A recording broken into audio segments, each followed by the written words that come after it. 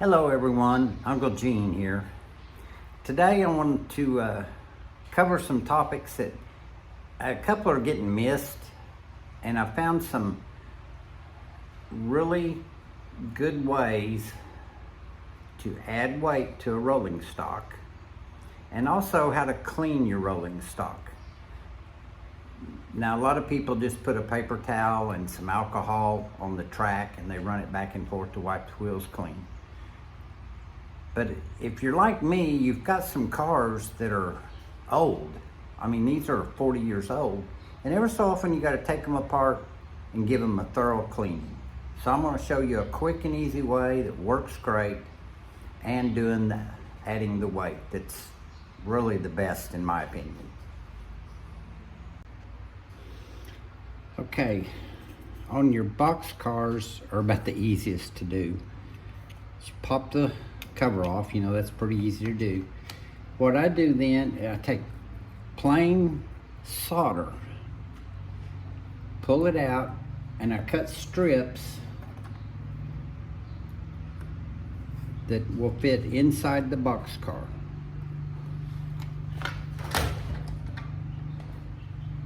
And we'll just scale it out to show you. And this one is, 4 inch. So this needs to weigh 1 ounce.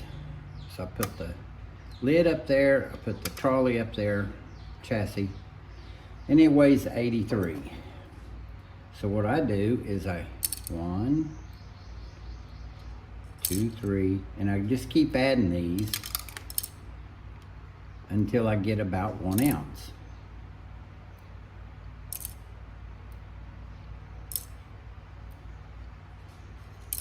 And I've done enough of them that I knew that's how many pieces I needed. Once I've balanced it, I know I've got my weight, then I don't need the scale anymore.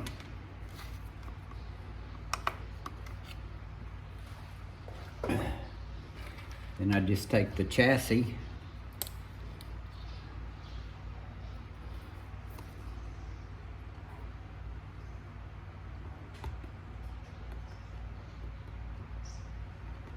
put a little glue on it,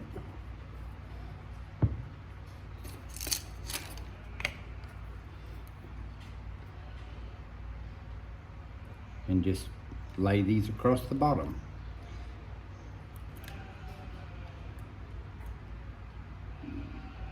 Solder is lead or lead base, so it's the heaviest thing you're going to find to add weight.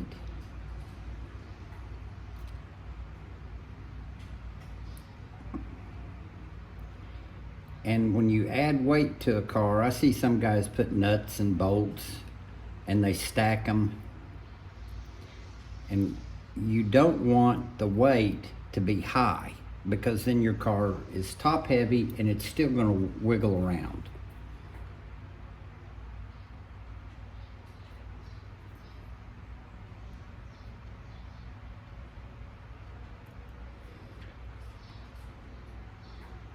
All of us have rolls of solder laying around the house, in the shop. And cost-wise, it's really not any different, okay? So we're gonna let this guy set. It'll dry up here pretty quick. But that's how I add weight. And you can see it's a low profile. It's at the very bottom of the car. And it didn't take up any room. Now, flat cars, if I can find one. Well, here's your nightmare car. It's the hopper. There's just really no way to add weight to these unless you put in a false bottom. You can add weight in here. Again, I would use strips of solder in here and then put a false bottom in it. But really hard to get weight in these, and also your tankers. And just to show you the thought process, is I drilled a little hole in the bottom to see if I could feed solder up in there, but you can't. when they mold this plastic, it's in two halves and it's got divider ribs all the way through it. So unless you want to cut a whole bunch of little bitty pieces and drill a whole bunch of holes to fill it, you're not going to be able to add weight. And most tankers do have a steel plate in them. Unfortunately, why these wobble is the steel plate is in the middle, so it's too high, and that's why you get a lot of wobble in a tank car. Flat cars, which I have one. These are old Bachmans, and I tell you what, these things are 40 years old, and I cleaned these yesterday. But they're kind of heavy, and in the past I've taken one apart. You've got your plastic molded chassis unit, you have your plastic top unit, and the bed unit. In between these is a piece of steel, and that's where they get their weight. Now, it doesn't meet the standards that are required. It's still a little bit light, but it does okay. And if you'll put some cargo in there, you're going to reach the weight limit you need. But yeah, these for 40-year-old cars, I think this train set was called Old Timer set. And it had the little box cars. And again, these things are really pretty heavy. They're not quite the weight that's recommended, but I don't have any trouble with them because this actually weighs more than this thing did before I added weight. So, but see, they clean up. 40-year-old car still looks pretty good. So we're going to let this dry, and I'm going to move on to showing you the cleaning techniques. Okay, now this is cars that I added weight to yesterday, day before. And I've kind of brushed these off. Let me get one that hadn't been cleaned up very well. Yeah, this one's kind of grungy looking. All these have weights added to them. Now, I do these in groups so that I'm not, one at a time just takes too long. But as you can see, I've laid out some here.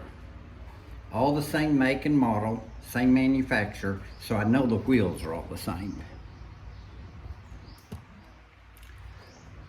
Do them as a group, it's much faster. Now, two ways to do it is you can remove the wheels or you can remove the entire truck. But sometimes when you have the push pin type trucks, you start wearing that hole out and you can't. Eventually it just gets too loose and you can't keep the pin in.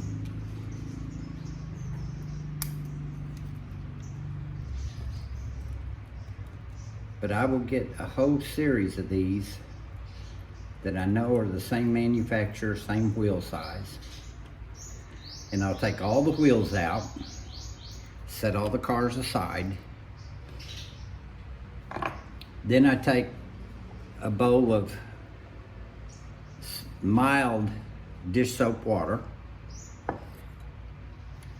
and that's where I start. Now, I only have 2 cars that have plastic wheels. Process is the same at this point. Drop them in that and I let them soak for a little while. While I have the chassis, a good makeup brush or a real fat short paintbrush to clean. And you got to clean all around the trucks. And again, if you want to pull the truck off, but I'm going to show you one if I can find it. Yeah. Why you don't want to use, you can use soapy water and then dry it real good. And see, this has really got a lot of dirt and grime down in that. It's a heavily detailed top.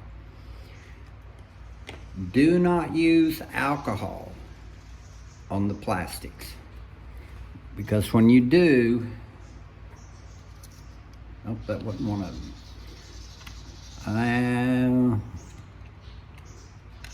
I've got one somewhere. that I was cleaning some wheels and I got alcohol on the side of it, and I don't know where it is. But anyway, the alcohol will discolor the plastic. It also will remove the decals. So just don't use alcohol on the car bodies at all. Mild soapy water, dab it off, let it dry, and even soapy water is going to remove these decals. So you've got to be really careful using any kind of water, and I just don't like to use water on them at all. If I do, I get a brush, and I'll get a little bit of soapy water, dab it off to scrub inside places that I just can't get broke loose.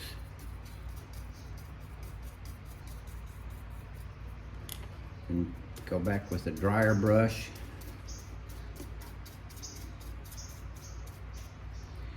And now I've got a nice clean top. But dry brushing will do most of it. Most of your cars only get dust. You might get some other little bit of grime on it, but not bad. Now here's the next thing. In your trucks, your wheels are picking up grime, and so are the axle points. And inside these little axle points, where the axle runs, you're going to get some grease buildup in there. Just dirt and grime. Now, I picked these up, and I'm almost positive I got these. It says industrial use. But I think I got these at Hobby Lobby. I'm just pretty sure that's where I got them. And they're like a cotton swab, which is exactly what they are. But here's a regular, like a Q-tip, and here's the cotton swab size-wise. This is still cotton. It's wrapped really, really tight. And what I do is I put a little bit of alcohol in my rinse bowl, and I dip that end in it, and it's really a real tiny point. And I put it in that hole where the axle goes, and I just twist it a little. You don't have to press on it,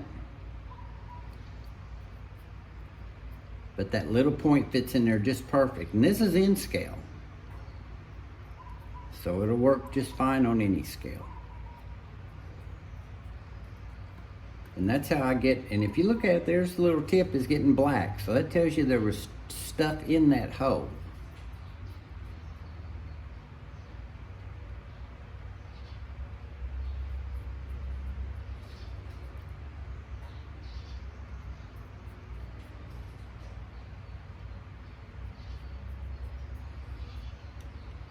There you go. Now I know it's probably not going to show up in the camera, but that thing has got black on the end of it.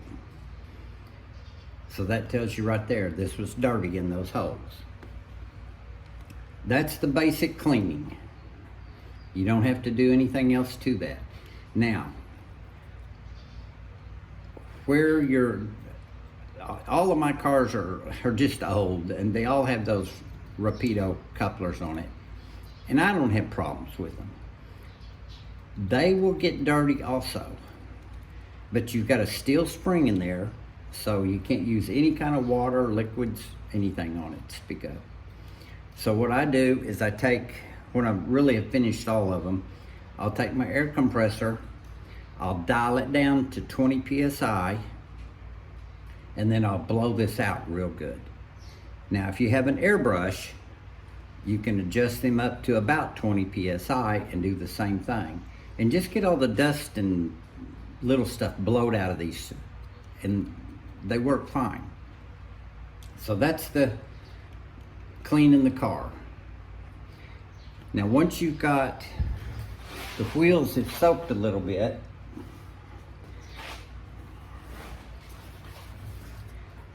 if I have, these are all steel wheels, so now what I'm going to do is I'm going to drop them in the alcohol.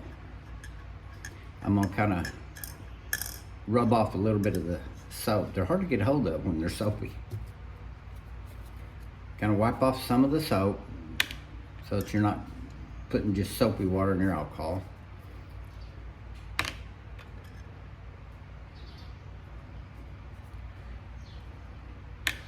And that's how you get the soap rinsed off.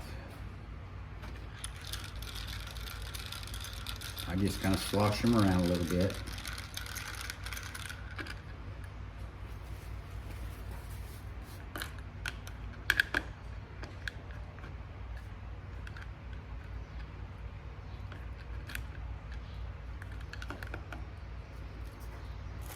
Try to dry them.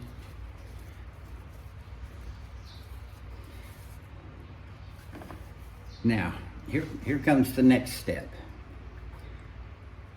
I still have some grime left in here. These are like really dirty. But what's on the wheel right now, I'm not worried about. The axle points, I want them clean.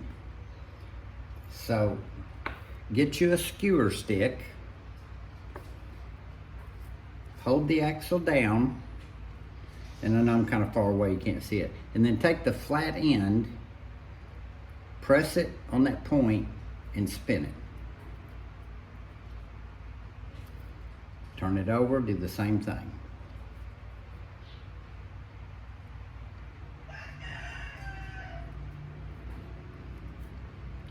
That cleans those points really well. Now, this isn't something I come up with and nonsense I'm trying to send you. I'm a 40-year veteran master watchmaker. And when we cleaned the pivots on little bitty tiny gears, we had little chunks of stuff called pith wood. And we would put that gear, we'd stick it in that pith wood and turn it, and that wood would clean those pivot points. And that's exactly what you're doing with this wood. And it's just shove it in, turn it.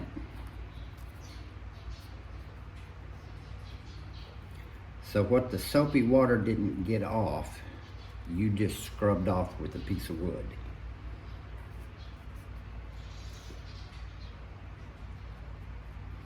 Now, you can do this with plastic, but not with a skewer stick, because you have to push it on too hard and you could break the tip.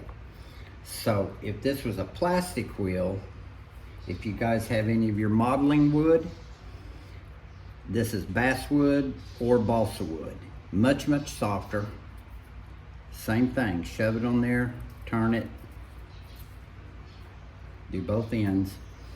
And why I'm telling you to push the pin down into like a rubber mat or something, if you're trying to push on the wheel, you could change the width of your layout where it lays on the track. So anyway, that's the tips on how to clean the pivot points. Next little step. Everybody's got a Dremel tool. Whether it's cordless or electric, and they're big. I've got a couple of them. I even have a flex shaft machine that's gear powered, so I can even torque it down to grind metal. But it's always the same problem. Hard to get into something. So I found these cordless, these are for nail salon people. Lightweight, rechargeable. Now this one's kind of big, but I literally can put a cutoff wheel in it and cut track rail. You can get them as little as this. Rechargeable.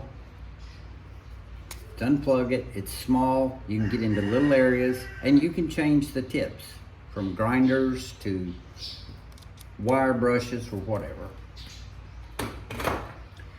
But what I do with mine is I put a wire wheel, and then I take the car, and I told you I still had some grime on that wheel.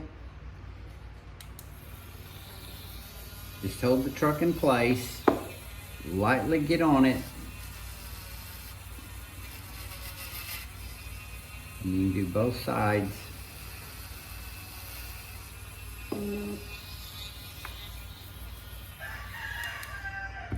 That thing's still spinning.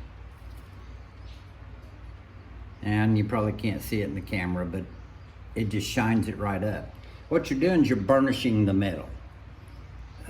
Little wire wheels, not going to hurt anything. Don't get it on the plastic by any means, but just get it on the edge of the wheel, and that gets the rest of that residue off of that wheel, and you're down to bare metal. Any final cleanups you want to do, you can go back with a regular Q-tip and alcohol, or you can use these little tiny ones.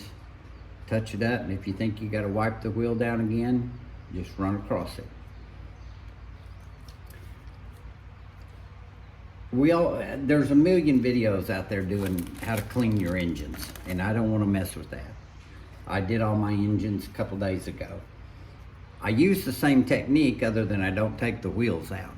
I just have to use this little tiny cleaner, and I scrub the wheels, and then I'll put it on a track with a paper towel, run it, power it up to run it back and forth.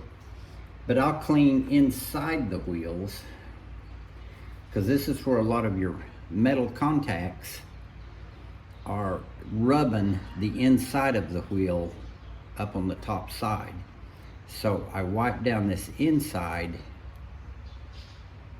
with this little pointed thing,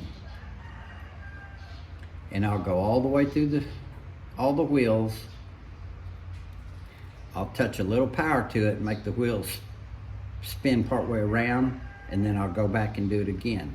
If you're cleaning the inside of the wheel, then you're cleaning where that copper contact is picking up the electricity. Okay, thought I was done, but I just wanted to show you. It took me about 30 minutes to clean all these cars. You can see how good they look now. I haven't burnished the wheels yet. I'm gonna put them back on and burnish it. Something I didn't tell you,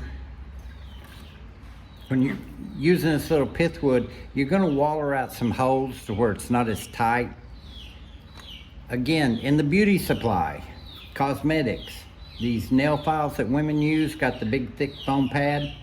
Just hit the end a few times and you're back to fresh wood. These little Dremel, well, they're not Dremel, but little nail file burnishing cordless things. I think this one I paid about $35 for it. The little pink one I showed you, it was like $15, $20. So they're inexpensive, they're high speed, so they're just handy to have, worth having. I wanted to show you the end results, if I can get this set just right. My little test track here. Here's one of the cars I did.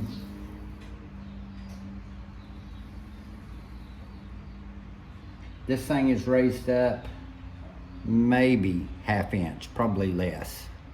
But there you go. High-speed, clean running trains. Go to the ladies' cosmetic section. These are great. Get you these little bitty tiny pointed Q-tips, cotton swab things. These are, look, I use these on everything. If I'm painting little details, I use these. If I need to clean stuff, you can see how black that end is just from cleaning all this wheel. My alcohol bowl, when I rinsed everything in here yesterday, dried it out. I want you to look at when I wiped the bowl down. Look at this. That's what came off just the wheels. So guys, this took me 30 minutes to do a dozen cars. You don't have to do this all the time. I mean, I haven't given mine a deep cleaning probably for 3 or 4 years. But you just, ever so often, you gotta do a deep clean. Spend a couple hours. If you've got 50 pieces of rolling stock, it's gonna take you maybe 3 hours to just go through all of it, do it in groups. But the results are worth it. You will see a big difference. I've had engines hooked up and they're struggling to pull 10 cars. I can clean all these up, put them back on the track, and that engine will fly around the track pulling them. It just really does make a big difference. So get them good and clean and enjoy model railroading. Thank you for watching. I hope you enjoy. Please head back a like and subscribe and the bell.